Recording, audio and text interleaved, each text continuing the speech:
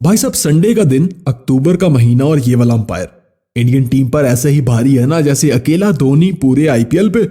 और आजकल Joyce Buttler मुखालिफ टीम के बॉलर्स पर भारी है।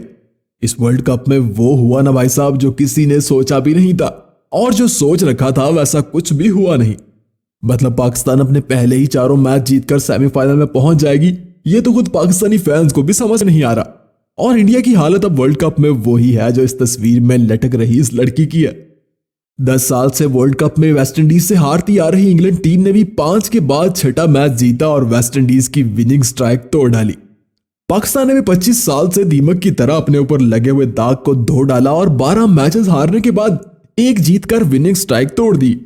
अब बारी इंडिया की थी, क्योंकि 2003 के बाद इंडिया ने न्यूजीलैंड से और 2008 के बाद विराट ने विलियमसन से कोई वर्ल्ड कप मैच नहीं जीता था।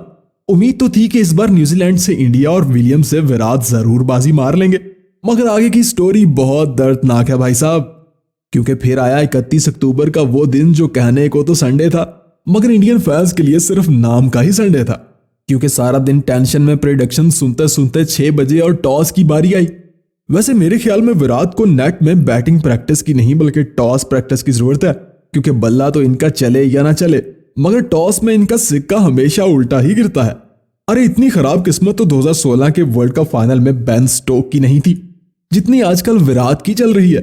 2021 में विराट ने 48 टी20 मैचेस का टॉस उछाला और सिक्का सिर्फ 18 बार ही इनके हक में गिरा, मतलब 30 बार टॉस हारे हैं। वैसे विराट अभी भी टॉस हारने में दूसरे नंबर पे है, क्योंकि पहले नंबर पे West Indian allrounder Carlos Brathwaite है जो 30 में से 20 बार टॉस हार चुके हैं। खैर, टॉस पाकिस्तान और न्यूजीलैंड के खिलाफ भी विराट नहीं हारी और दोनों बार इंडियन टीम को पहले बैटिंग करना पड़ी। यूएई की इन विकेट्स पर पहले बैटिंग का नाम सुनकर खिलाड़ी ऐसे ही घबरा जाते हैं जैसे बचपन में हम बिना होमवर्क के स्कूल जाते हुए घबराते थे। पाकिस्तान के खिलाफ इंडियन ओपनर ऐसे ही वापस लौटे जैसे ओवर ईटिंग के बाद हम बेड पर वापस लौटते हैं। लेकिन न्यूजीलैंड के खिलाफ इंडियन ओपनर जोड़ी में थोड़ी सी गड़बड़ हुई और केएल राहुल को साथ मिला ईशान किशन का। दोनों ने मिलकर 11 स्कोर भी बना लिए, मगर इन 11 को ईशान किशन के विकेट ने 111 किया और चलते बने। भाई कहते हैं कि रोहित शर्मा को अगर चांस मिले ना तो वो रिकॉर्ड ही जड़ते हैं। इस बार तो चांस भी मिला और वो भी पहली ही गेम पर, मगर ना तो रोहित और ना ही विराट कोहली कुछ कर पाए। इंडियन बल्लेबाजों की हवा में खेली गई कोई भी शॉट ना तो गैप में गई और ना ही बाउंड्री से बाहर, बल्कि विलियम और बाबर की हर चाल को इंडियन टीम ने परफेक्ट साबित किया। फिर एक वक्त ऐसा भी आया जब इंडियन टीम की इज्जत धोनी को गुरु मानने वाले ऋषभ पंत के हाथ में गई, तो सबका ख्याल था कि धोनी की तरह वो भी टीम को मुश्किल सिचुएशन से निकाल लेंगे। मगर ऋषभ पंत के विकेट के साथ वो उम्मीद तो टूटी, साथ ही हमारी 150 के टारगेट वाली उम्मीद भी टूट गई। हार्दिक पांड्या के विकेट के साथ टारगेट 150 से कम करके हमने 130 का सोच लिया था, मगर स्कोर बना सिर्फ 110। भाई अब तो इंडिया में पेट्रोल भी 114 का लीटर मिलता है, 110 से क्या होता है भाई साहब। खैर, बॉलिंग में भी हालत कुछ ऐसी ही थी। 2 मैचेस में इंडिया सिर्फ 2 ही विकेट ले पाई और वो भी बुमराह नहीं लिए, मतलब बाकी के बॉलर्स को वो भी नसीब नहीं हुई। वैसे न्यूजीलैंड के खिलाफ इंडिया को एक नहीं बल्कि 2 चैलेंजेस का सामना था। एक तो न्यूजीलैंड की विनिंग स्ट्रीक को तोड़ना और दूसरा इस अंपायर के अंडर मैच विन करना, क्योंकि जब जब भी इंडियन टीम नॉकआउट स्टेज से मैच हारी है ना, इस बंदे का पूरा पूरा हाथ रहा है उसमें। भाई साहब, उम्मीद तो थी कि फाइनल तक पहुंचेगी, मगर लगता है कि इंडियन टीम सुपर 12 के बाद ही अपना वापसी का टिकट कटवा चुकी है। वैसे तो इस वापसी के टिकट की कई रीजंस है, मगर आज कुछ रीजंस मैं आपको बताने वाला हूं।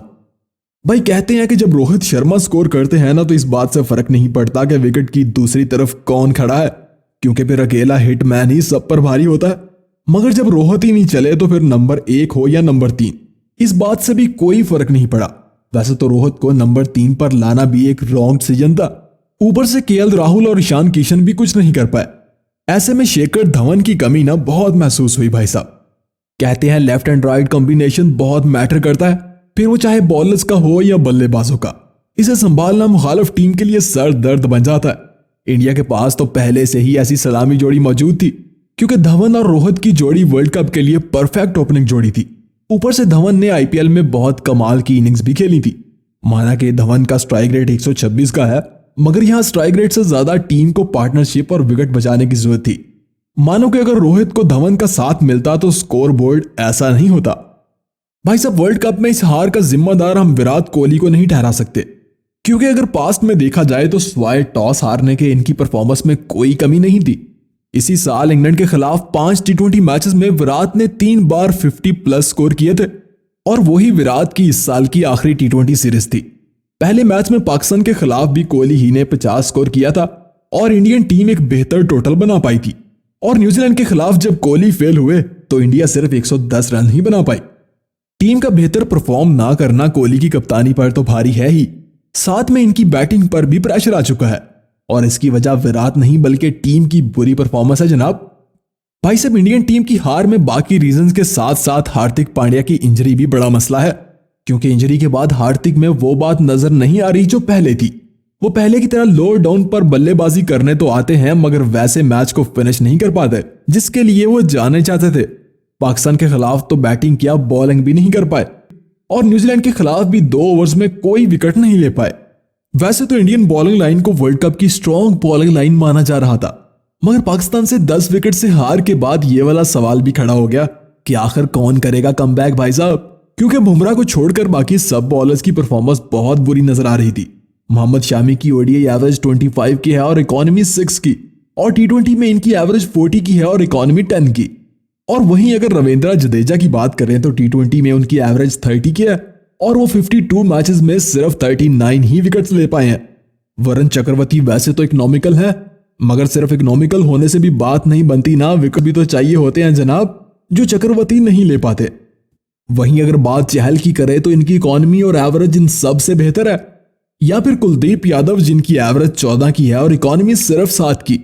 सोचो अगर ये दोनों टीम इंडिया का हिस्सा होते तो आज कोहली के हाथ में दिल्ली का नहीं बल्कि सेमीफाइनल का टिकट होता। वैसे आपके ख्याल में टीम इंडिया ने ऐसी कौन कौन सी गलतियां की हैं जिसकी वजह से मिशन वर्ल्ड कप फेल हो गया?